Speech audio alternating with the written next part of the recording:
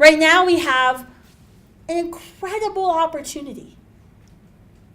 We're living in a crazy time in American history. The next 4 years are going to be eventful. There is no other way to say anything else. But we have an opportunity. We have an opportunity to do what the anti-smoking campaigns did in the 1980s and the 1990s. When the anti-smoking lobby wanted to change the mindset of Americans about smoking, where did they go? They went to young people. They got into the schools. They went to Hollywood. They sought to change the culture before they passed any referendums or laws, or even before they started suing Philip Morris.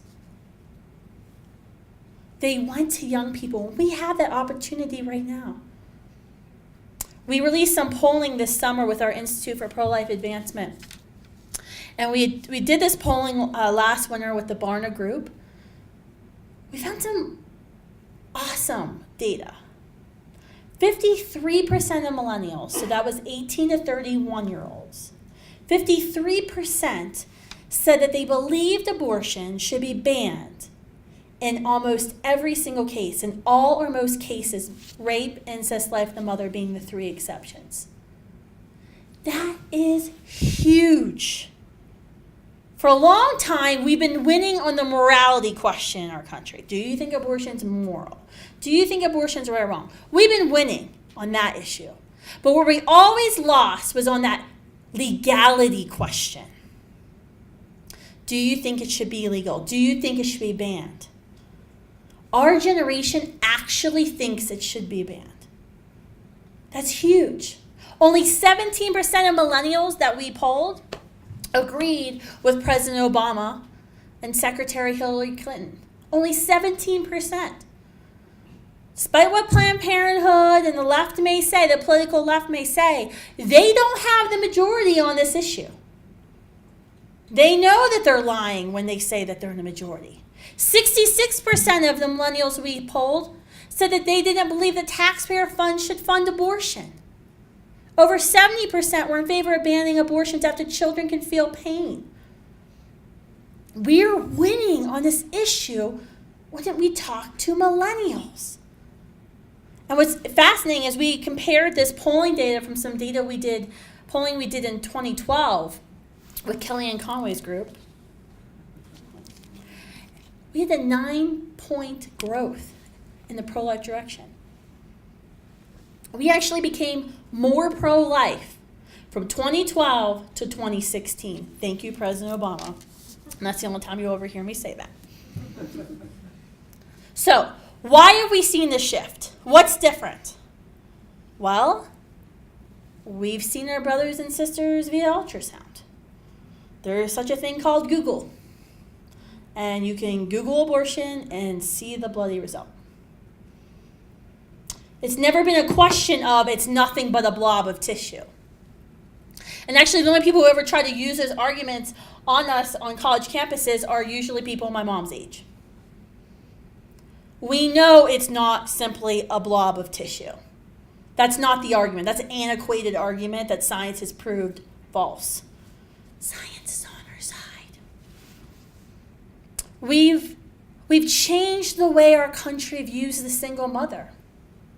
The single mother is now seen as a hero, right? Where before it was, you cannot get pregnant out of wedlock, we're going to ship you off to Montana to a mysterious family. We will force you to place your child with an adoptive family. That's the end of the story. Now, is single motherhood ideal? No. Because we know a child born into poverty is 7 times more likely to live in poverty his or her whole life. So from a social justice perspective, we do not want single motherhood, right? We want complete families.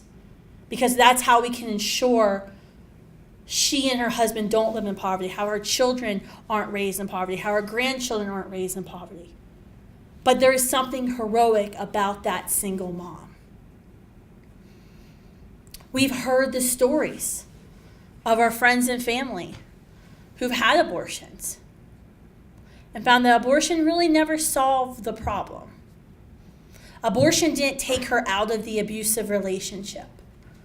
Abortion didn't suddenly make her wealthy and able to take care of all of her financial needs. Abortion didn't solve any problems. We ended slavery in our country. We ended segregation in our country. We ended child labor in our country. We can end abortion. It's actually possible. But we have to change that narrative, or change the way we talk about this issue with millennials. And I can talk later about how we changed the way we talk about Planned Parenthood.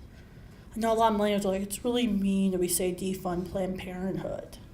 It's not positive enough. Well, yeah, when you kill 330,000 people a year, I'm going to be a little mean and use the word defund. That's the nicest term I can think of. But we can talk about this in a way that makes sense to millennials. We can talk about their business model.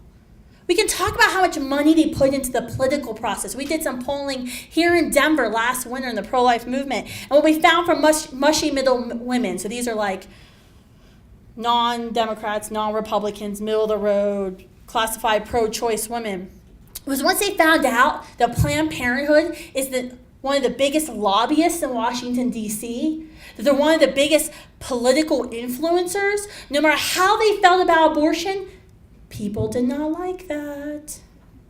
The fact that they put more than $30 million this year into the election, that they had a bigger ground game than Hillary Clinton, it doesn't matter if your friend's pro-choice. They should be anti-Planned Parenthood because they're the big bad corporation. They're the Walmart of the abortion industry. They have abortion quotas.